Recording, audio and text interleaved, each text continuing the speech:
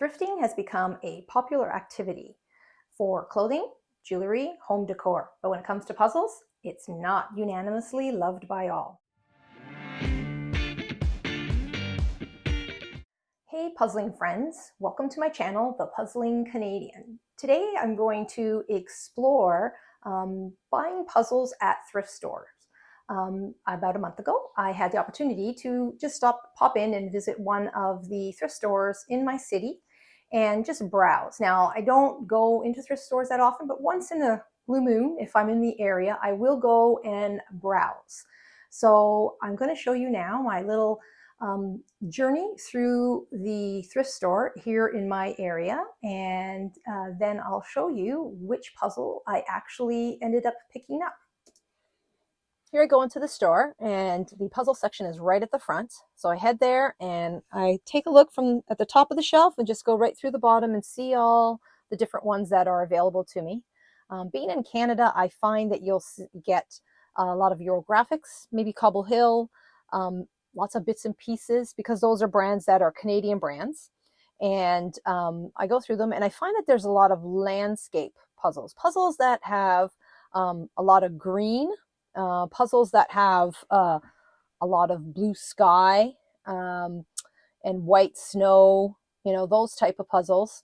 And so I'm searching for ones that are colorful puzzles that have a lot of different maybe contrasts rather than just blue skies. So we have some a lot of kid puzzles that end up being there at the thrift store. And then there's this nice bits and pieces one from Kevin Walsh. That one's has a lot of nice, interesting color in it. And I continue down at the bottom shelf. And sometimes these puzzles are hidden behind other objects that they put in front. So this one here is Mother's Cupboard. It has a lot of nice blue in there. So I continue perusing through them. And various sizes. I'm not particular with the sizes. It could be 300, could be 750, 1,000. Just looking for something interesting that maybe I don't have or I've never seen before. Oh, there's some loose pieces. So that's never good to see when you're at a thrift store, because you don't know which puzzle lost their pieces. So as I go through, I then start to pull out some items that I think I might like. And then I sort of like check the box. Like some of them, you notice, have elastic bands. Some of them don't. I take the elastic bag off and I just put it down and I open it just to see how the previous owner packaged it. And in this case, the owner packaged it in a Ziploc. That's always a good sign, because they probably took some care to make sure all the pieces are in there. Sometimes you will find that the previous puzzlers will tape them, as in the case of this one here. I was struggling to open it and then I realized, oh, the box is taped. So again, a good sign. I shake it to see if it's kind of heavy and all the pieces are there. And that could be a potential also. Then you have this one. It's a very colorful puzzle. The pieces are so vivid, but they're all loose. So I don't know if something may have gone missing with other shoppers pulled them off the shelf, but it is a puzzle that I've never seen before, so quite different. And then we have a nice, cute Eurographic one, and previous owner put it back in the original bag, nicely taped, so pieces aren't missing. So I had some potential options, and let's take a look to see which ones I selected.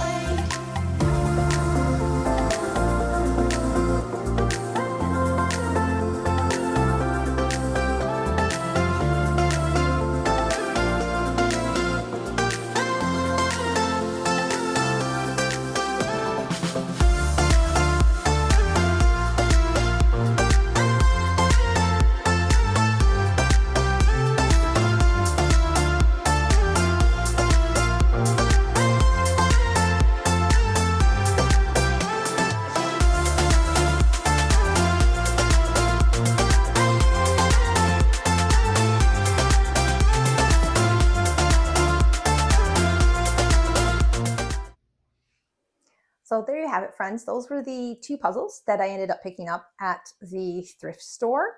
And like the first one that I did had 2 missing pieces. So as if you remember seeing in the video, there was nothing labeled missing on there. But usually what I do is I like to write down how many pieces are missing. I think that's only fair to other puzzlers. And I wish that more people would either write it down in the box or put a sticky note if it is at a thrift store, because some people don't mind buying puzzles with missing pieces and doing that. But other people don't prefer to do a puzzle that has a missing piece. So this is what I usually do. And I wish I saw most of that. I wish I would see that more often at thrift stores, but you don't. So it's like a gamble. You pull out a puzzle and you're like, I don't know, is it gonna be complete? It's really nice. And so that's what I do. Usually if I do return this back to the thrift store again, I just make sure it's labeled so whoever is purchasing it now has all the information they need in order to make a decision. But sometimes, I think 2 is actually the most missing pieces I've ever had in a puzzle, but I have heard from other puzzlers a lot of pieces that have been missing. So it'd be, nice to get feedback from everybody, see like what's the most missing pieces that you have received in a puzzle that you bought at a thrift store. It would be interesting to see. So I also was interested to see what people feel about buying puzzles at a thrift store. Like, what's people's opinion? I've heard different stories. So I posed that question on my Instagram account, The Puzzling Canadian.